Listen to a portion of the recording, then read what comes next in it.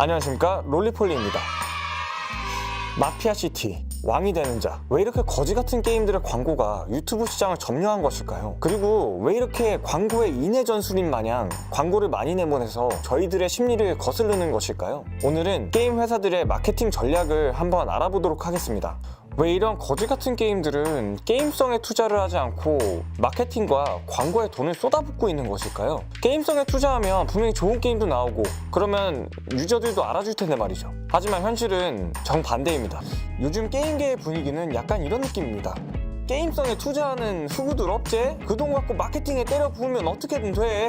왜 이렇게 됐냐고요? 왜냐하면 요즘 게임들은 거기서 거기이기 때문입니다. 정말 획기적인 게임성이 아닌 이상은 이제 어떤 게임의 특성으로, 즉 게임이 갖고 있는 고유의 강점으로는 사람들에게 어필하기 힘들다는 점입니다. 이 게임에 있던 요소를 가져다가 하나 붙여놓고 저 게임에서 있던 요소를 가져다가 붙여놓고 이런 식으로 약간 섞어찌게 쓱까먹기를 하는 게임들이 많아지고 있는데, 이러다 보니까 게임들이 비슷비슷해져요. 도토리 키재기예요. 50% 100%란 얘기입니다. 지난번에 박보검 패딩 광고에서도 말씀드렸던 USP가 여기서 바로 나오게 되는 건데요. USP, 유니크 셀링 포인트, 즉 제품이 갖고 있는 고유의 강점을 의미합니다. 이 제품이 갖고 있는 고유의 강점이 기능을 발하지 못하고 제품들끼리 다 비슷비슷해져 버리면 마케팅이란 녀석이 힘을 발휘하게 됩니다. 그렇기 때문에 이 게임 회사들은 게임성에 투자하는 것이 아니라 조금이라도 유저들의 눈에 들기 위해서 마케팅과 광고에 돈을 때려붓고 있는 것이죠. 게임성으로 어필할 수가 없으니까요. 그렇다면 이러한 게임 광고 극혐대전의 시작은 누구였을까요? 누가 이 광고 대란의 시조였을까요? 바로 핀란드의 회사인 슈퍼셀입니다. 이 슈퍼셀은 여러분들이 익히 알고 있는 클래시 오브 클랜, 클래시 로얄, 그리고 요즘 유행하고 있는 브롤스타즈를 만든 핀란드의 게임 회사입니다. 슈퍼셀은 전 세계에 사원이 200만밖에 없는 그렇게 규모가 크지 않은 회사입니다. 하지만 슈퍼셀은 클래시 오브 클랜을 출시를 하면서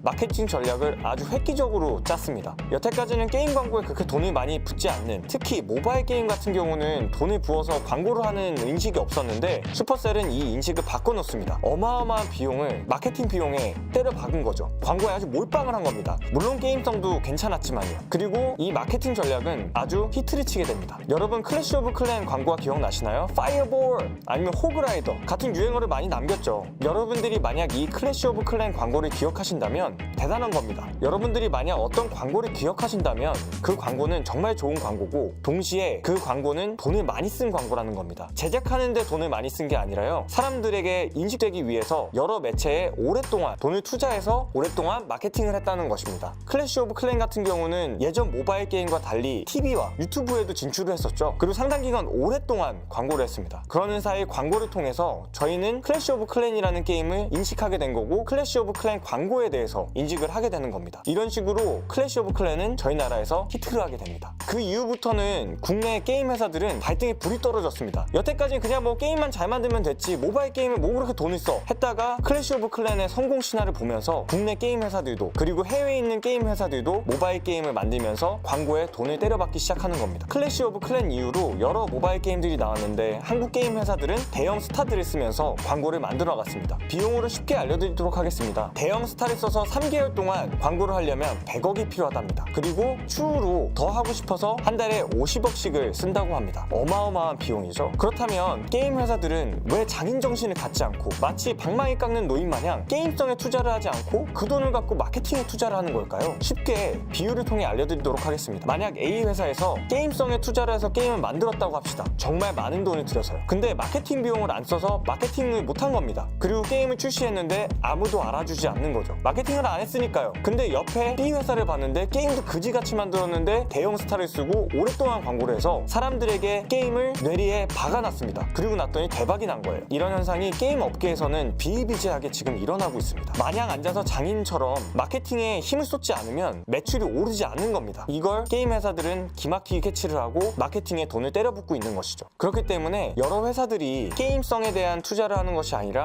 광고에 대한 투자를 많이 하기 시작하면서 지금 저희가 보고 있는 마피아시티나 아니면 왕이 되는 자 같은 광고를 보고 계신 겁니다. 실제로 게임을 해보면 다른 게임들이랑 별반 차이가 없습니다. 보통이에요. 근데 하지만 이 게임들의 매출이 현재 플레이스토어 기준 왕이 되는 자는 12, 마피아시티는 13위입니다. 꽤나 높은 순위죠. 이 정도면 그렇게 광고를 많이 때린 보람이 있다는 겁니다. 말이 좀 많았는데 요즘 게임 업계들이 왜 이렇게 게임성에 투자하지 않고 광고에 투자하는지 한번 알아봤습니다. 여러분들 만약에 이렇게 범람하고 있는 게임 광고가 싫으시다면 한번 다 같이 외쳐보면 됩니다. 슈퍼셀 개개끼 시청해주셔서 감사합니다. 다음에는 또 다른 광고 리뷰로 여러분들을 찾아뵙도록 하겠습니다. 감사합니다. 끝!